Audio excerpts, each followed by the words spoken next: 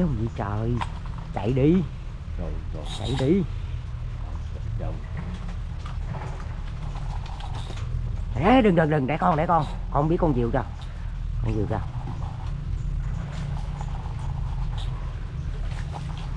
Cái gì vậy?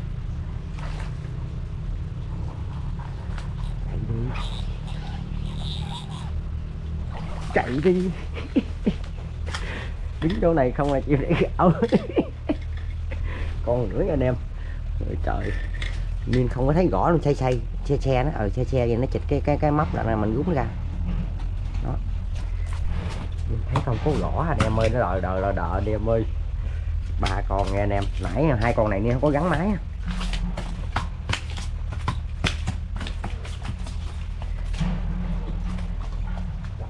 Ôi nó lại nữa lại chúng